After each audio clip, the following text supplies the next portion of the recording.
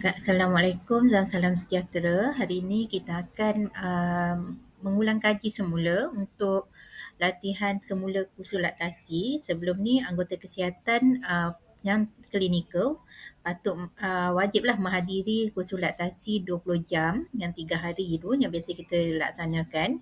17 sesi latihan khusus teori dan 3 jam adalah sesi praktikal. Okey, 17 jam sesi teori, 3 jam sesi praktikal lah. Okey, hari ni kita akan ulang kaji balik beberapa topik yang berkaitan tentang penyusuan susu ibu. Okey, yang pertama sekali berkaitan dengan polisi penyusuan susu ibu Malaysia. Okey, polisi penyusuan susu ibu Malaysia, um, semua ibu digalakkan menyusukan anak dia dengan susu ibu sahaja dari lahir sehingga bayi berumur 6 bulan. Maksudnya dari anak kita dilahirkan sehingga anak tu genap umur 6 bulan iaitu 180 hari, digalakkan diberi susu ibu sahaja, eksklusif lah. Dan digalakkan diteruskan sehingga anak tu mencapai umur 2 tahun. Bagi makanan pelengkap perlu dimulakan apabila anak tu berumur genap 6 bulan. Okey. Okey, apa maksud penyusuan susu ibu secara eksklusif? Penyusuan susu ibu secara eksklusif ni bermaksud dari anak tu dilahirkan sehinggalah anak tu berumur 6 bulan, kita hanya memberikan susu ibu saja. Maksudnya tidak ada diberikan air kosong ke, susu tambahan atau apapun minuman ataupun makanan yang lain kepada anak tu sehinggalah anak tu genap berumur 6 bulan. Itu maksudnya eksklusif lah. Maksudnya eksklusif kepada susu ibu sahaja. Okey. Kenapa pentingnya penyusuan susu ibu ni? Kita pergi satu dulu, kepentingan penyusuan susu ibu kepada ibu. Okey, kenapa? Kepada ibu, dia dapat mengurangkan risiko kanser payudara dan ovari lah. Okey, kepada antara kita dengan anak pun, dia dapat mengeratkan kasih sayang lah, bonding lah antara ibu dan anak. Yang ketiga, penyusuan susu ibu ni juga baik kepada ibu dalam membantu mengecupkan rahim ibu. Jadi masa ibu tu menyusu, bila anak tu menghisap payudara ibu, dia dapat mengecupkan rahim ibu lah. Okey, dan salah satu cara untuk membantu menjarakkan kehamilan. Okey, menjarakkan kehamilan ni bukan semua ibu boleh praktik lah, dia ada beberapa syarat dia lah. Okey, dan membantu mengurangkan berat badan ibu. Sebab bila kita menyusukan anak, kita akan menggunakan 500 kilokalori dan untuk menghasilkan susu ibu tu lah. Sekurang-kurangnya dapat mengurangkan lemak yang kita bina semasa kita mengandung pada trimester yang ketiga. Semasa trimester ketiga tu sel-sel lemak akan aktif membentuk kan di bahagian payudara, di bahagian badan kita untuk kita gunakan semasa penyusuan susu ibu. Jadi kita dapat bakar 500 kilokalori kalau kita menyusukan anak lah secara eksklusif lah.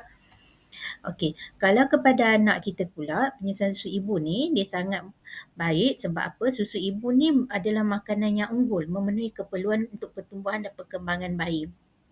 Sebab susu ibu ni kandungan dan khasiat dia mengikut usia bayi dan dia mudah dihadam.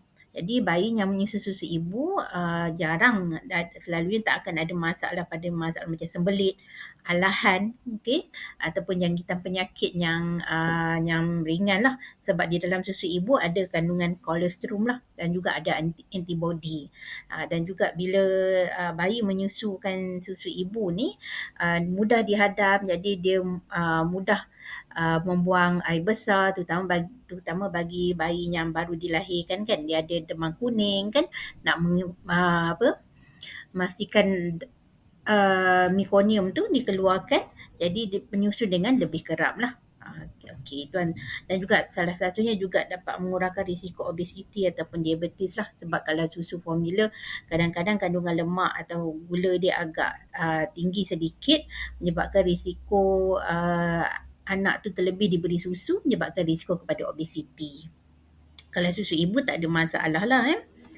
Okey, ini ada kolostrum. Apa itu kolostrum? Kolostrum ni adalah susu yang dihasilkan di awal sekali semasa selepas kelahiran. Tapi dia tak lama lah, ada setengah ibu menghasilkan dalam 1-2 hari saja. Okey, kenapa dipanggil kolostrum? Titisan berharga buat pemata hati. ibu. Okey, ciri-ciri kolesterol ni kalau kita nak comparekan dengan susu ibu yang biasa, kolesterol ni dia lebih pekat, melekit dan warna dia agak kuning pekat sedikit. Kandungan kolesterol ni dia kaya kandungan protein, mineral, vitamin A dan antibody.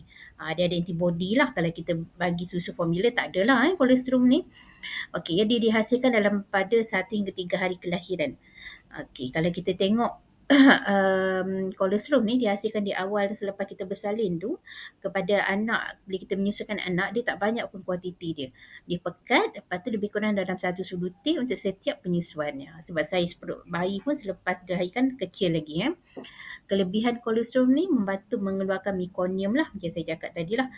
Bila dia mudah dihadam, jadi baby cepat membuang air besar lah, lebih kerap membuang air besar. Okay, membantu mengurangkan keadaan jaundice lah. Membantu melindungi saluran usus dan pernafasan bayi dan membantu melindungi saluran usus dan pernafasan bayi lah. Berulang pula ayat dia. Okey, disebabkan kandungan antibody tadilah. Okey, kalau kita tengok kualiti protein susu ibu versus dengan susu lembu, kalau susu ibu dia mudah dihadam. Sebab dia punya kandungan kesin dia hanya 35%. Yang kandungan selebihnya adalah pada whey protein lah. Okay, kalau susu lembu dia agak susah dihadam. Jadi kadang-kadang bila anak tu dalam keadaan jaundice ke, anaknya sangat tak aktif kan. Bila dia minum susu formula, anak banyak macam tidur sebab dia sukar dihadam. Okey, kandungan whey protein dia agak tinggi berbanding kandungan kesin. Okey, whey protein ni mudah dihadam lah compare dengan kesin. Okey, kita tengok go through pada posisi penyusuan susu ibu yang berkesan. Okey, posisi penyusuan susu ibu yang berkesan adalah kita tengok di sini, gambar di sini. Ibu tu dalam mula-mula kita tengok pada posisi ibu.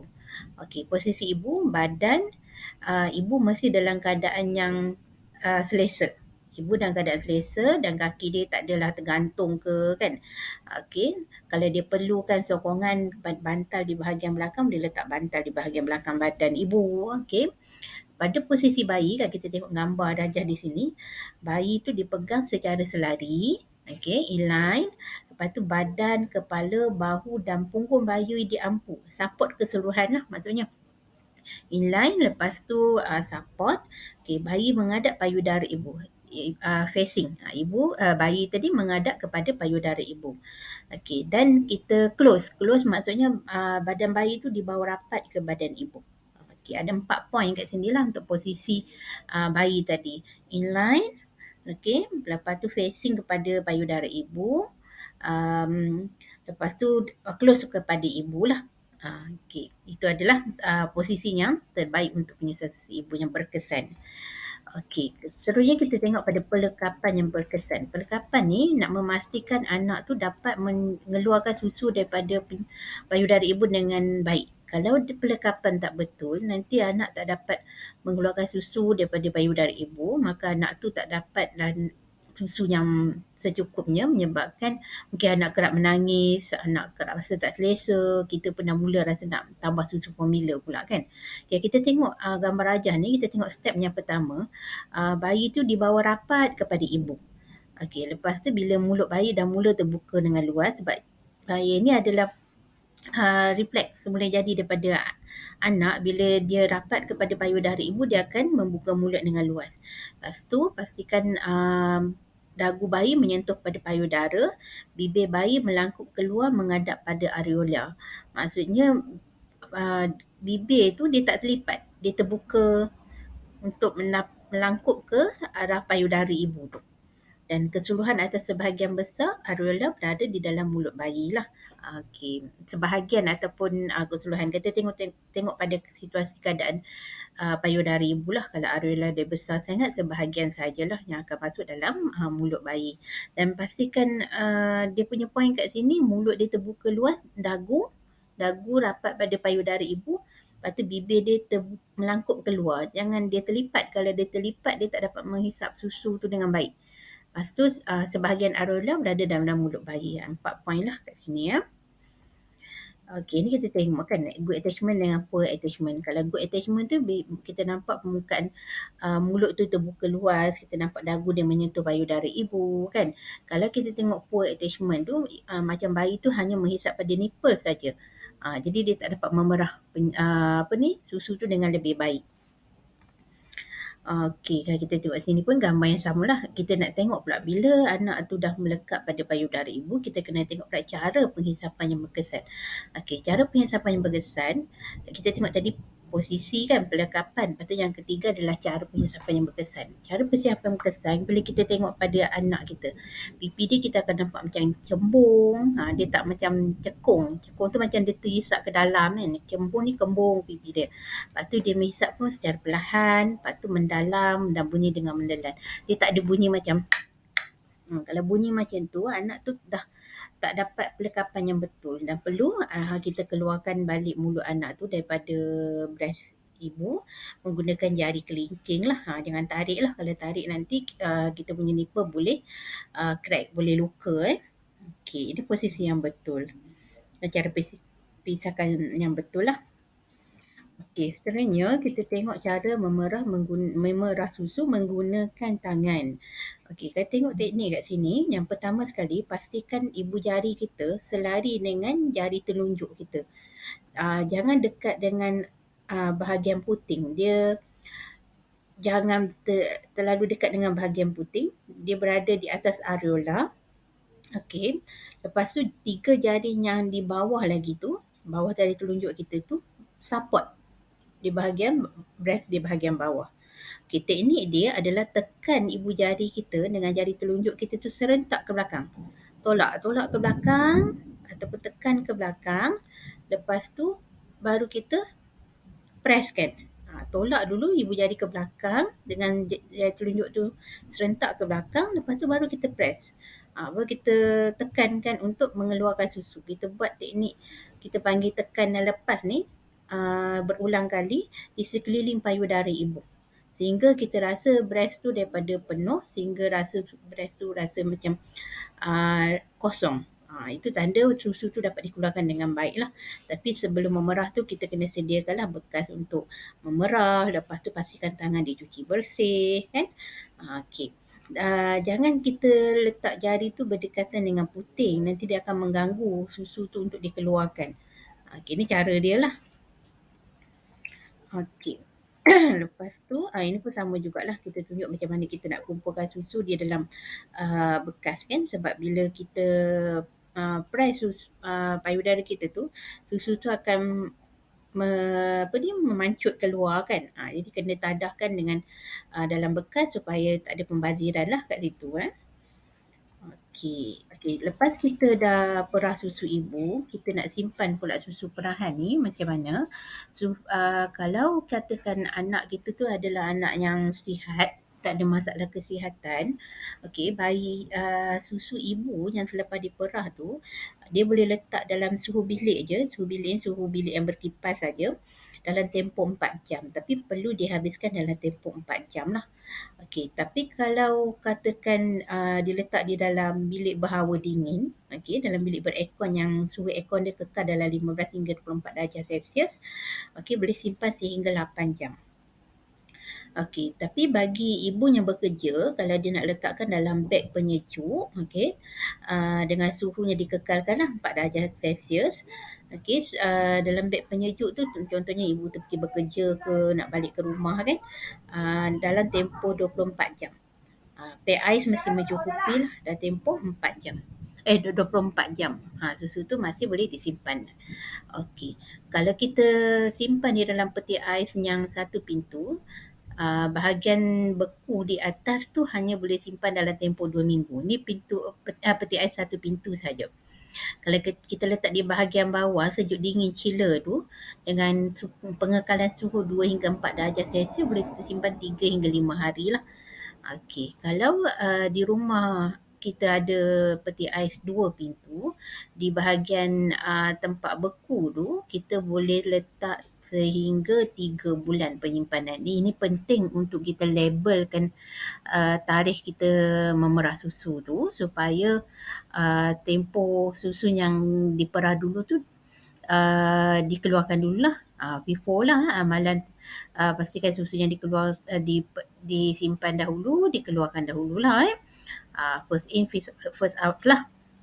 Okey, kalau di bahagian chiller tu kita boleh simpan hingga 3 hingga 5 hari.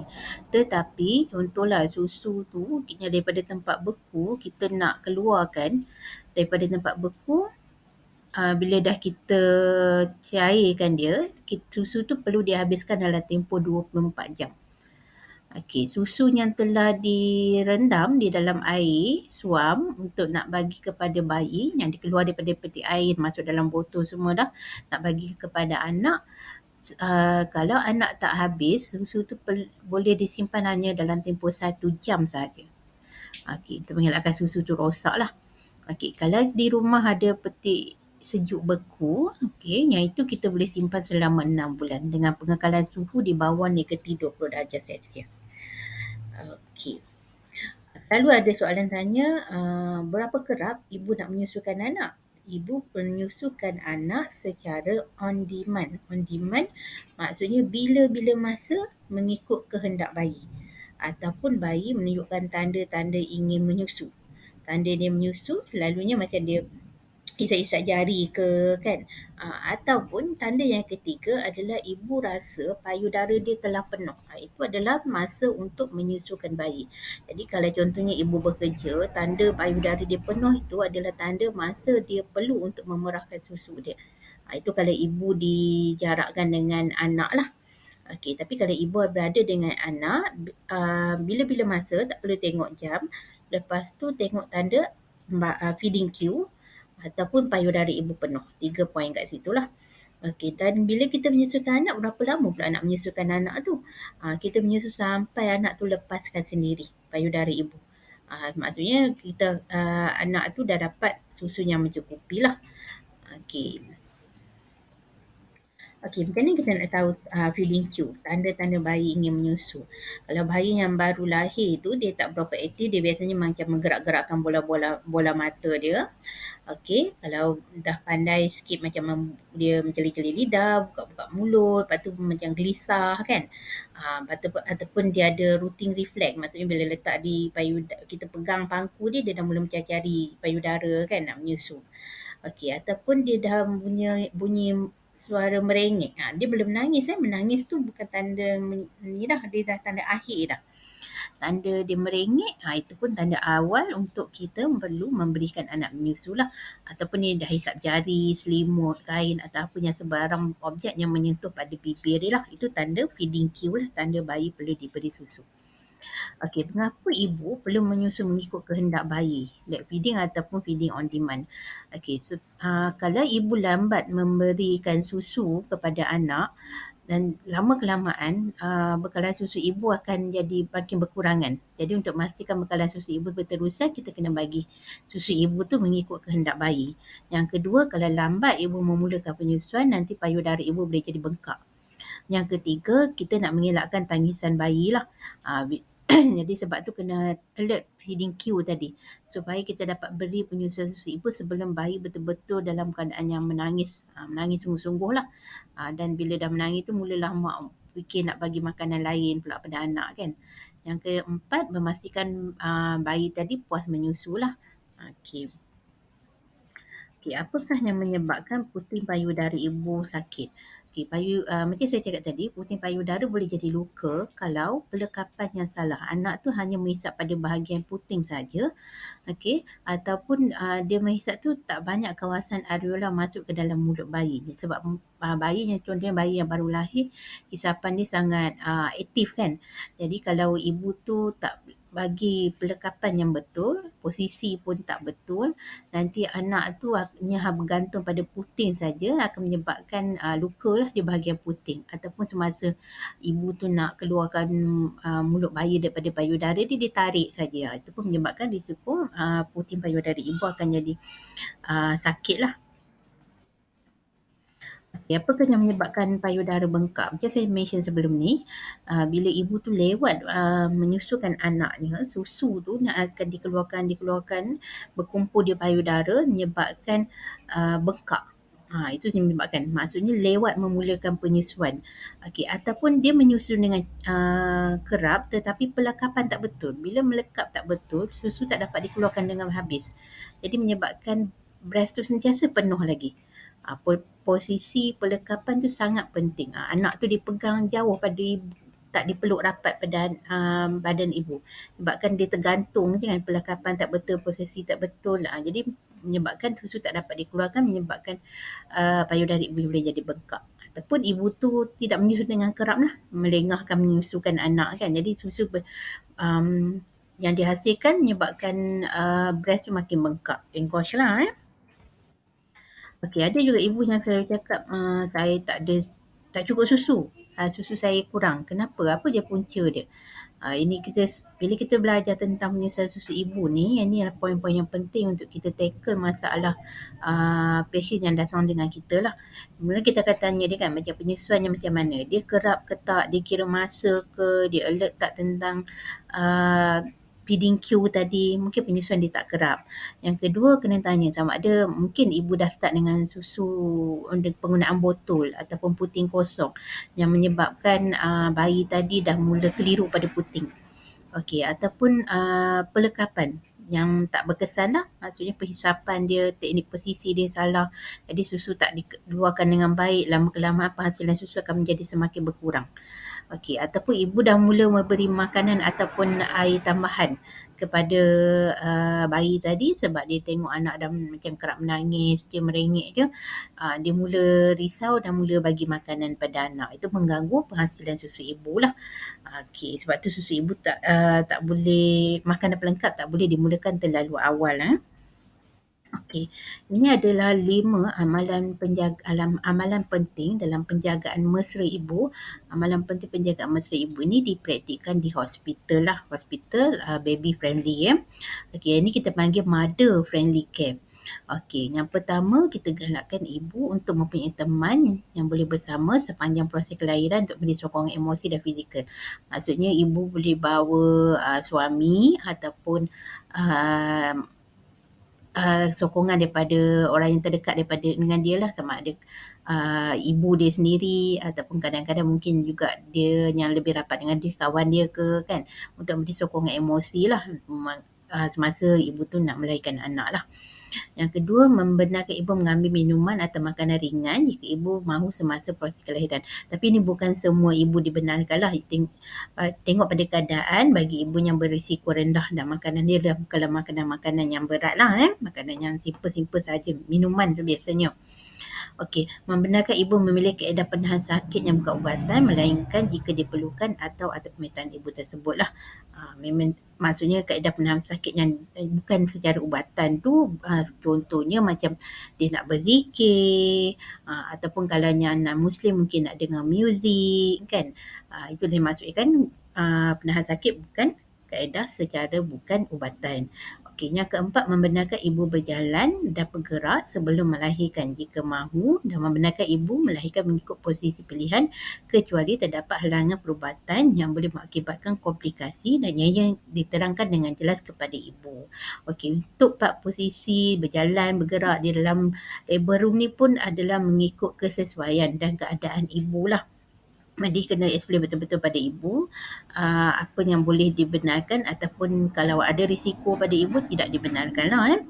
Okey, yang kelima, tidak menggunakan sebarang prosedur invasif seperti memecah selaput ketuban, epi, perangsang mempercepatkan kelahiran, induce, pembedahan ataupun kelahiran dengan bantuan peralatan lah.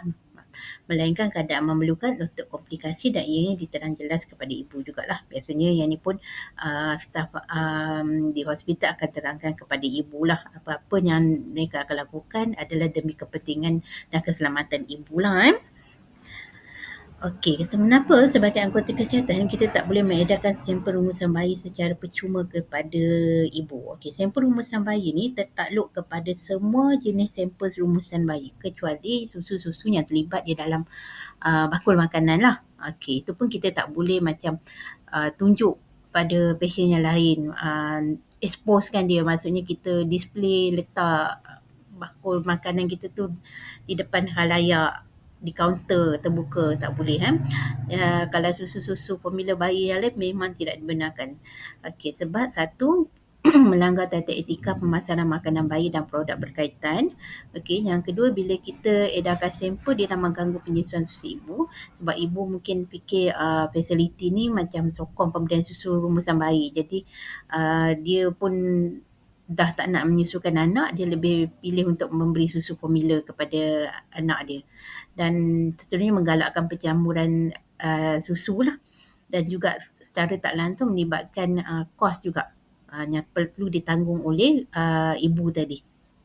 Sebab kalau beli susu formula kan, okey, apa risiko kalau kita beri rumusan bayi kepada bayi yang menyusu susu ibu? Bayi itu dah menyusu susu ibu. Bila dicampur pula, diberi rumusan bayi, dia akan menyebabkan mengurangkan keinginan bayi untuk menyusu susu ibu. Tapi lama kelamaan menyebabkan susu ibu akan menjadi semakin berkurang. Dan ibu tadi akan jadi tak yakin nak memberi penyusuan bila dia tengok susu formula, sebab susu formula puting dia senang susu tu dikeluarkan. Jadi anak menyusu dengan laju je. Menyebabkan bayi mungkin mengalami alahan, cuba satu jenama A, jenama B, jenama C, tengok semuanya tak okey kan, anak jadi alergik ke kan, jadi sembelit ke. Okey, meningkatkan risiko jangkitan, bayi akan mula keliru pada puting dan meningkatkan perbelanjaan keluarga lah kerana terpaksa membeli susu rumusan bayi. Ada tak bantuan sokongan yang disediakan di klinik ni bagi membantu ibu menyusu? Ada. Kita di daerah Kinta, kita ada Kinta Sihat Mama dan Anak, iaitu satu kumpulan sokongan penyusuan susu ibu yang terdiri daripada, ada juga daripada pegawai perubatan kita sendiri, ada yang daripada NGO, ada yang daripada pelbagai peringkat masyarakat yang volunteer untuk membantu ibu-ibu yang mempunyai masalah penyusuan susu ibu. Itu kita panggil KISMA lah, Kinta Sihat Mama dan Anak. Kita ada sharekan list anggota KISMA ni kepada anggota kesihatan di MCH. Untuk ini KISMA ni sebenarnya wajib disertakan kepada ibu-ibu semasa ibu mendapat rawatan antenatal dengan kita. Kita kena bagi list ni supaya kalau ibu-ibu ni ada masalah penyusuan, dia boleh berhubung dengan mana-mana anggota KISMA ni, dan KISMA ni ada sesetengah mereka dapat membantu untuk datang ke rumah untuk membantu ibu-ibu yang mempunyai masalah penyusuan. Okey, ataupun kita boleh rujuk pada kumpulan sokongan melalui laman sosial kan, ataupun contohlah pasien kita ada yang pandai menyusukan anak dengan baik, jadi kita boleh bagi sokongan daripada ibu kepada ibu. Maksudnya ibu A menyusu dengan sangat baik, jadi kita boleh rujuk ibu B ni untuk berkawan dengan ibu A untuk belajar teknik penyusuan yang betul, untuk support daripada mother to mother lah. Okey. Kalau lepas ibu keluar daripada hospital, ibu akan laporkan kelahiran kepada pihak klinik. Ada tak kita beri bantuan susulan penyusuan susu ibu? Adalah kan, maksudnya kita pergi lawatan ke rumah. Semasa lawatan ke rumah pun kita akan buat pemeriksaan payudara ibu dan kita akan tengok berat badan bayi kan, ataupun semasa anak dan ibu tu datang pemeriksaan lawatan ke klinik kan, ataupun kita rujukkan pada KISMA tadi, ataupun rangkaian sosial Facebook ke kan, untuk membantu ibu tu jika ada masalah penyusuan susu ibu. Selain panggilan telefon jugalah. Okey, itu sahaja untuk topik refresher kali ini. Jika ada sebarang masalah boleh berhubung dengan saya atau mana-mana pegawai sapu makanan di daerah Kinta lah. Okey, terima kasih di atas perhatian dan kerjasama yang diberikan untuk hari ini.